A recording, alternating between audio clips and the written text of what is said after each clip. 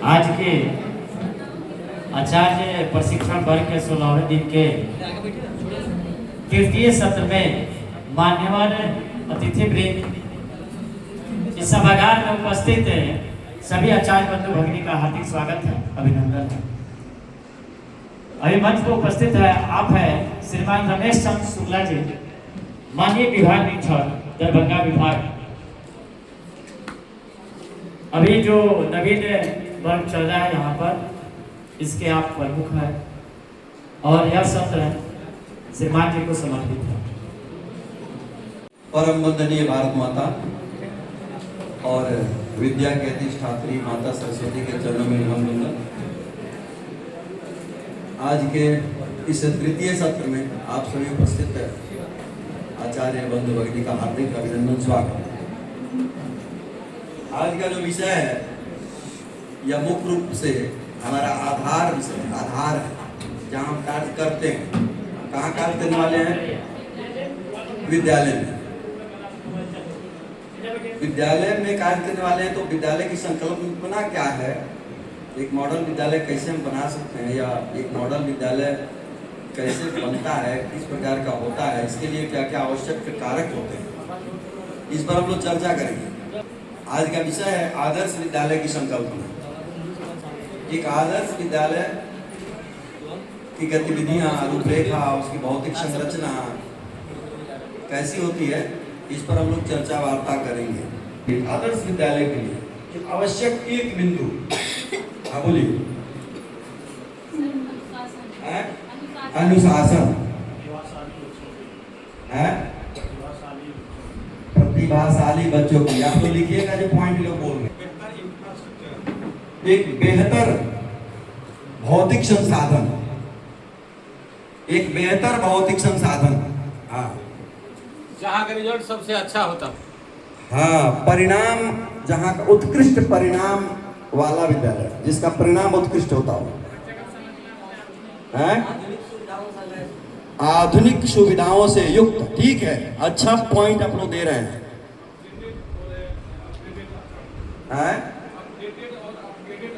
हाँ, मैंने गुणवत्ता युक्त शिक्षा देने वाले आचार्य और अपडेट हो, अपग्रेड हो, शांत एवं स्वच्छ वातावरण बहुत प्रभावी बिंदु है।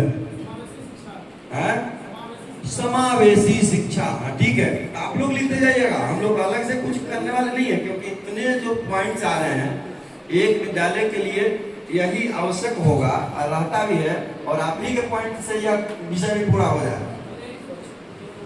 आज भैया बहनों का सही अनुपात, ठीक है, बहुत अच्छा। आप आचार्य हैं तो आपके अंदर संकल्पना होगी कि विद्यालय एक आदर्श विद्यालय होना कैसे चाहिए, उसी से संबंधित बिंदु है। बोलिए, इको फ्रेंडली, इको फ्रेंडली, ठीक बोले हैं आप। हाँ, वेल क्वालिफाइड टीचर्स। चलिए और कोई? हाँ, क्रियात्मक गतिविधि, ठीक है। हाँ, खेल का परिसर, हाँ, क्रीड़ांगन, विस्तृत क्रीड़ांगन। अब बोलिए, समृद्ध पुस्तकालय, ठीक है। हाँ, एक आदमी कोई इधर बोल रही है दीदी, कोई प्रयोगशाला, हाँ ठीक है, प्रयोगशाला, ठीक है, बहुत अच्छा।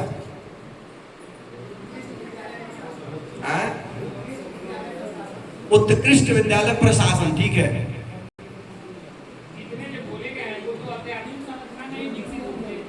हाँ भाई, तो ये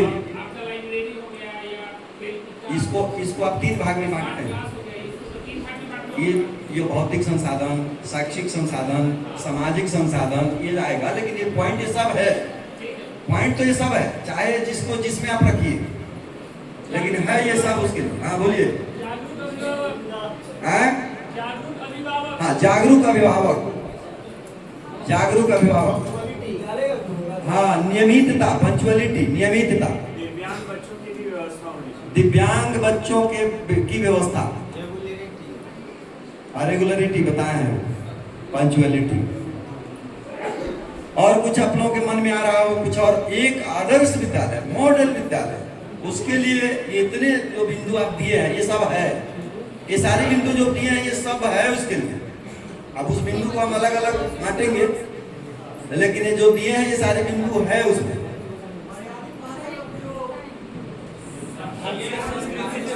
एक मिनट पीछे पीछे। सक्रिय प्रबंधकारिणी समिति, लिख लीजिए सक्रिय प्रबंधकारिणी। हाँ क्या बोल रहे थे भाई साहब? भारतीय संस्कृति से ओतप्रोत व्यवस्था, मातृभाषा का मर्यादित भाषा का प्रयोग। हाँ ठीक है। भय मुक्त वातावरण, ठीक है, भय मुक्त वातावरण, सबकी पहुंच में हो, सबकी पहुंच हो, है ना, सबकी पहुंच उसमें हो। आप भारतीय संस्कृति से, भारतीय संस्कृति से ओतप्रोत,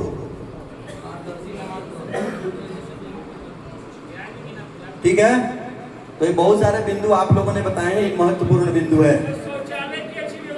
हाँ, शौचालय की अच्छी व्यवस्था,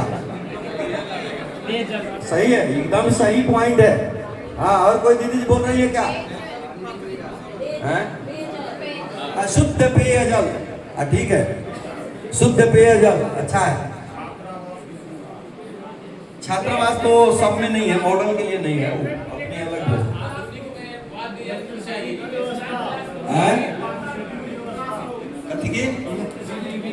हाँ, सुरक्षित विद्युतीकरण, सुरक्षित विद्युतीकरण है। संगीत की शिक्षा तो अत्याधुनिक में आ गया, वो तो आ गया प्रयोगशाला। योग शिक्षा, योग जो भी आपने बोला है ये सभी एक आदर्श विद्यालय के लिए आवश्यक है। ये आपके बिंदु जो है, कितने बिंदु हो गए गिनिए तो?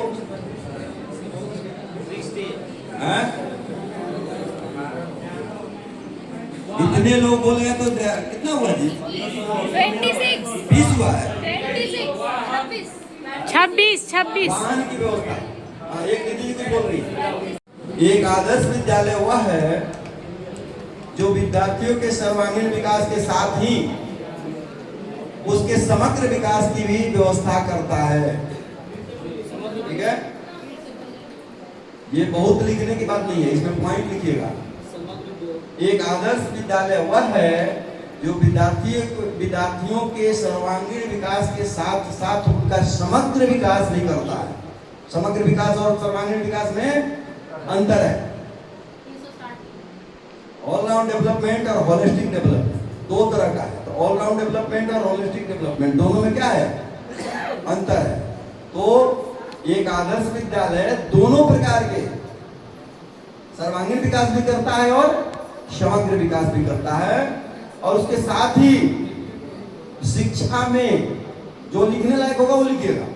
उसके साथ ही एक आदर्श विद्यालय के अंदर शिक्षा तो दी ही जाती है, उसके साथ साथ संस्कार, नैतिक मूल्य, नेतृत्व क्षमता, जीवन कौशल, परीक्षा परिणाम, ये सब उत्कृष्टता के साथ दिए जाते हैं। ये होता है आदर्श विद्यालय। अब एक बार और इसको हम बता रहे हैं, क्या क्या? गुणवत्ता युक्त सर्वांगीण विकास और समग्र विकास तो हम करते ही हैं विद्यालय में। इसके साथ साथ बच्चों के अंदर संस्कार, चरित्र का निर्माण, नैतिक मूल्य, नेतृत्व की क्षमता, जीवन कौशल, लाइफ स्किल, परीक्षा परिणाम, ये सब चीज जो है उसमें मिला जाता है। सबकी सम्यक व्यवस्था होती है और बालकों को एक श्रेष्ठ नागरिक बनाने की संकल्पना होती है। वहां बालक केवल पढ़ लिख करके योग्य नौकर नहीं बनते, वो क्या बनते हैं? एक श्रेष्ठ नागरिक बनते हैं, जिनके अंदर परिवार, समाज और राष्ट्र का भाव होता है। वह अपने लिए नहीं जीते, अपितु परिवार, समाज और राष्ट्र के लिए भी संकल्पित होकर, प्रतिबद्ध होकर कार्य करते हैं। यह है उनका कार्य। किसका कार्य? एक आदर्श विद्यालय। एक आदर्श विद्यालय का कार्य, इंफ्रास्ट्रक्चर ये सब तो आ ही गए हैं, लेकिन उनका जो मूल कार्य है कि राष्ट्रभक्त जीवन मूल्यों से युक्त नैतिक आधार पर मूल्य आधारित शिक्षा प्रदान करके श्रेष्ठ नागरिक का निर्माण करना, यह एक मॉडल विद्यालय का क्या है, कार्य है। क्या है, आप लोग सहमत है ना? अब लिखने का काम शुरू करिएगा। आदर्श विद्यालय की प्रमुख विशेषताएं, आदर्श विद्यालय की प्रमुख विशेषताएं, स्पेशलिटी ऑफ मॉडल स्कूल। अब इसी पर हम लोग चर्चा करते आगे बढ़ेंगे। आदर्श विद्यालय की प्रमुख विशेषताएं हैं। नंबर 1, कोई आदर्श विद्यालय कब हो सकता है, उसकी विशेषता क्या क्या रहती है? उसका पहला है कि गुणवत्ता युक्त शिक्षा। नंबर 1 जो आप लोगों ने भी बताया है, कई लोगों ने बताया कि गुणवत्ता युक्त शिक्षा। ये भाई इसको इधर करिए, अब इसके बिंदु गुणवत्ता युक्त शिक्षा के अंदर क्या क्या आता है? ये नंबर 1 पॉइंट हुआ किसका? आदर्श विद्यालय की प्रमुख विशेषता क्या है कि वहां गुणवत्ता युक्त शिक्षा दी जाती है। तो उसका पहला है कि छात्र केंद्रित शिक्षण पद्धति। नंबर 1 इसका पॉइंट, ये जो लिखे हैं आप लोग, गुणवत्ता युक्त शिक्षा का पहला पॉइंट। जो आप लोग बोले हैं उसी को तो हम दे देंगे, हमको क्या है, जो आप लोग बताए हैं उसी को हम आपको लिखवा देंगे। दूसरा, आधुनिक एवं प्रभावी शिक्षक तकनीकों का उपयोग। दूसरा पॉइंट, आधुनिक एवं प्रभावी शिक्षा तकनीकों का उपयोग।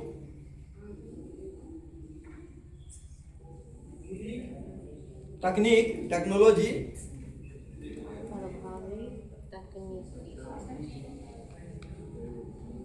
तीसरा पॉइंट,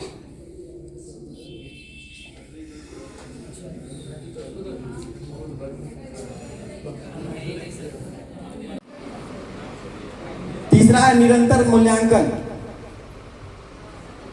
सतत मूल्यांकन, निरंतर मूल्यांकन।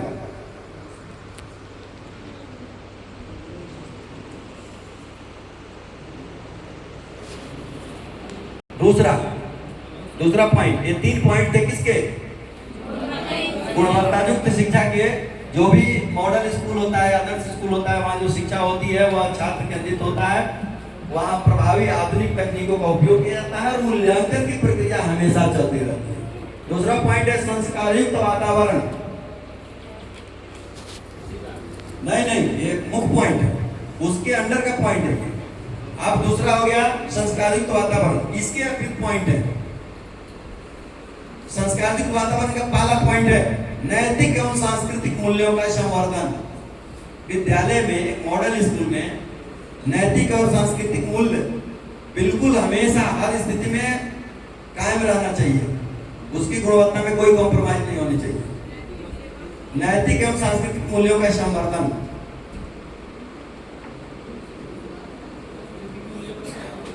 दूसरा पॉइंट जो आप लोगों ने बोला था, अनुशासन, सहयोग और सेवा की भावना का विकास।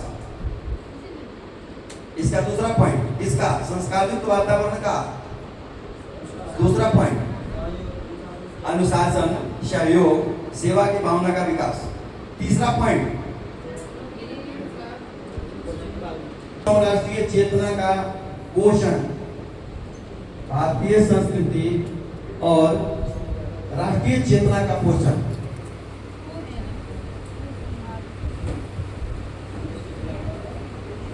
भारतीय संस्कृति और राष्ट्रीय चेतना का पोषण, मैंने वहां उसकी सुरक्षा होनी चाहिए, उसका संवर्धन होना चाहिए, उसकी भी शिक्षा में समावेश होना चाहिए। इसका समाप्त हो गया। आप लोगों ने बोला था सक्षम एवं समर्पित शिक्षक।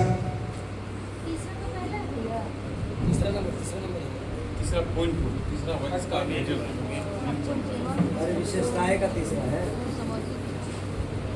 यह मुख्य बिंदु का तीसरा बिंदु है।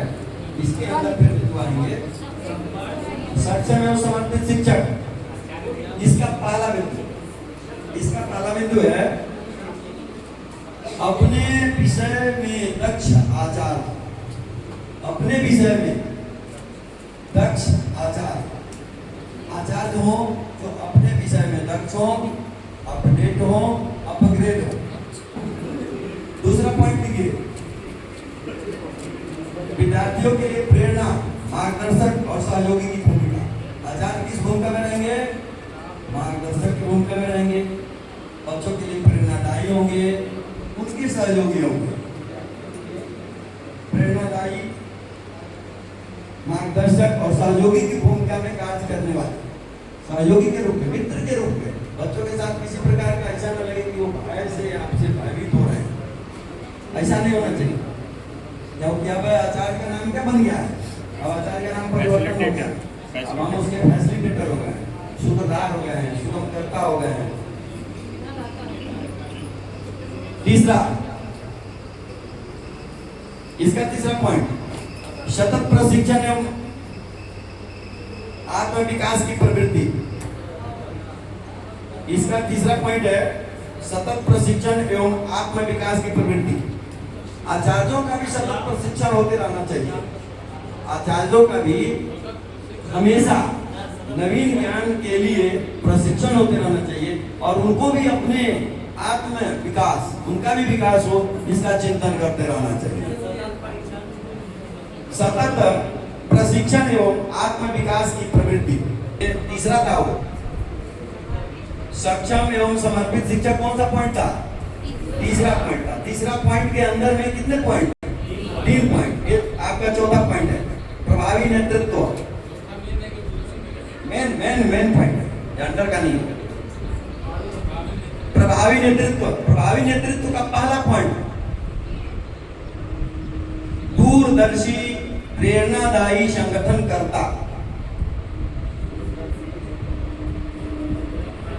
दूरदर्शी प्रेरणादायी संगठन करता, कुशल प्रबंधक, प्रधानाचार्य। प्रधानाचार्य भी रहना चाहिए वैसा। जब प्रधानाचार्य कुशल प्रबंधक नहीं होगा, प्रेरणादायी नहीं होगा, हाँ, दूरदर्शी प्रेरणादायी संगठन करता, कुशल प्रबंधक, प्रधानाचार्य, पहला बिंदु।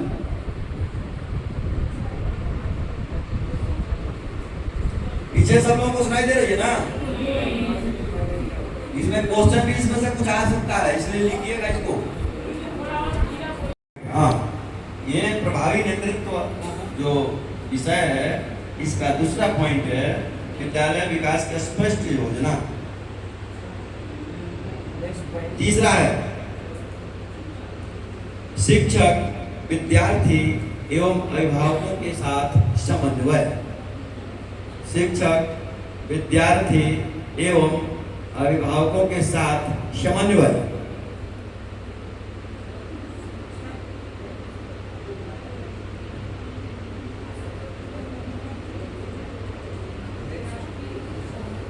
ठीक है, शिक्षक विद्यार्थी के लिए नेतृत्व, सक्षम नेतृत्व होना चाहिए, जो आप लोगों ने बताया था। उसमें वो दूरदर्शी होना चाहिए। नेतृत्व कैसा होना चाहिए? दूरदर्शी। कोई भी लॉन्ग प्लानिंग बननी चाहिए और स्थायी प्लानिंग बनाने वाला प्रबंधक प्रधानाचार्य हो, जो सबको टीम भाव से विकसित करके एक उसके अंदर मोटिवेशन पैदा करे, ताकि विद्यालय का वातावरण कैसा बने? सकारात्मक। इसलिए वहां प्रधानाचार्य की भूमिका भी महत्वपूर्ण है। किस कार्य में? एक आदर्श विद्यालय के संकल्पना में, यानी उसके बनाने में। अब पांचवा पॉइंट, मुख्य पॉइंट पांचवा, जो आप लोगों ने बताया था, सुरक्षित और प्रेरणादायी परिसर। सुरक्षित और प्रेरणादायी परिसर। परिसर कैसा होना चाहिए? पहले ही आप लोगों ने बताया था, बिल्कुल सुरक्षित होना चाहिए। बाह्य सुरक्षा और आंतरिक सुरक्षा। बाहरी सुरक्षा और आंतरिक सुरक्षा। आंतरिक सुरक्षा में क्या है कि पीने का जल सुव्यवस्थित हो, वहां फिसलन न हो, सुरक्षित इलेक्ट्रिसिटी हो, अच्छी वायरिंग हो, जहां बच्चे को कभी कोई परेशानी न हो, अग्निशमन यंत्र लगे हुए हों, सभी बच्चों को कहीं किसी जगह पर जाने में कोई परेशानी न हो, छत पे क्या हो? रेलिंग लगी हो। बच्चों के लिए छत पे जाने से कोई ऐसा ना हो कि रेलिंग नहीं हो, कोई बच्चा जाए अगर कूद जाए। ये आंतरिक सुरक्षा व्यवस्था है। बाह्य सुरक्षा व्यवस्था है कि कोई अपहरण ना हो जाए, बच्चे का एक्सीडेंट वगैरह ना हो। रास्ता जो है, मार्ग बहुत व्यस्त रोड है, तो उससे भी सुरक्षा की व्यवस्था बन सकती है बच्चों के आने जाने की। तो